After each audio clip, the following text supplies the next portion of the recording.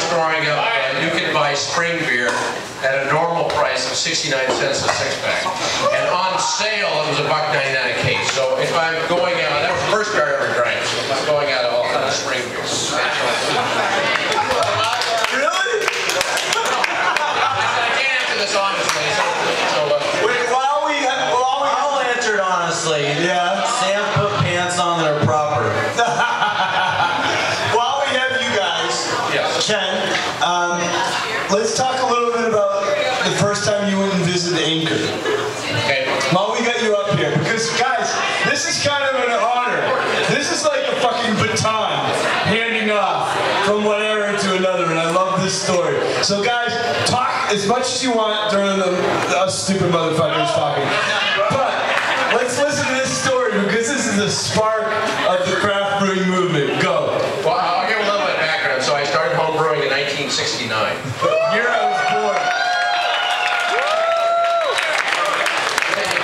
He was born in 1954. This is cool, because now I'm not the oldest guy up here. This is cool. But anyway, I started brewing in 1969, and I went on a bicycle trip up to Northern California, actually from Northern California down the coast when I graduated from high school at 17, so 1972. And I stopped at a little pub along the side of the road, a little restaurant, and I had a beard back then. Actually, I grew a beard when I was in 4th grade. But I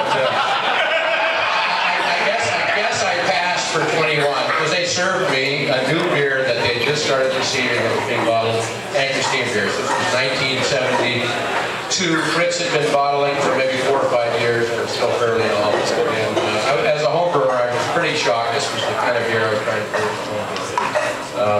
When I went to Chico in 72, I brought on my home brewing equipment up there and brewed for quite a while and opened up a home brewing store in 1976 and made a pilgrimage in 78 to San Francisco to one of the first home brewing conferences, and made a tour to Anchor Steam that way. And Fritz gave me the tour of the brewery in 78, and he had just bottled Old Faulkner this time. And he was selling the little bottles for whatever it cost back then. It was still in that era, the small bottle? Oh yeah, yeah. Well, that was the first bottling. That was the small bottle. That's what he started at.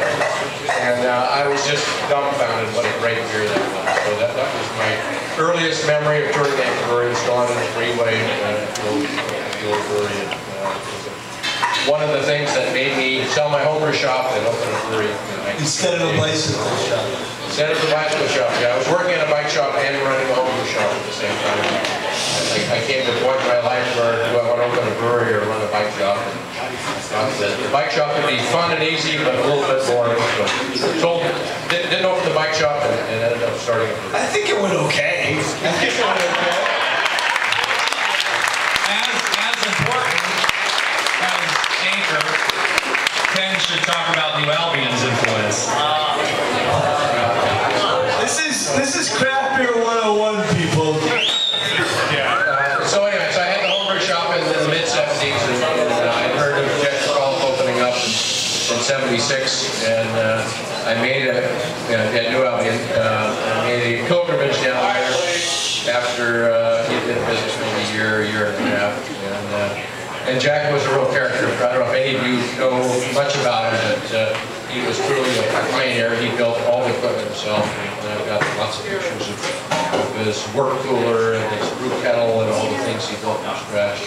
And he built this brewery with a barrel-and-a-half brew size, so 45 gallons of batch, which, as a 5-gallon batch home brewer, that seemed like a fair amount of beer, but as somebody who's opening a commercial venture, it really wasn't enough beer to make enough money to survive it. So he sort of came to a screeching halt when he just couldn't raise enough capital, and at that point the industry was so young that it really wasn't a viable thing for anybody to invest in. But I went and visited Jack several times, and he was a very, very smart, creative guy, and I think I learned a lot from seeing what he had done. He built the malt mill himself, he built the kettles himself, and that was sort of the model I took.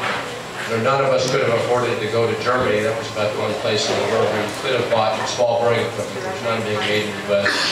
Maybe a little bit in England, but fairly primitive. But we all had to build all our own equipment, and seeing what Jack had done inspired me, and showed me sort of a path forward. He was the first one who went from home brewer to commercial brewer and was successful at it. And I think led a whole generation of all of us, I think, to be able to innovate and figure out how to do it without being able to buy brewing equipment.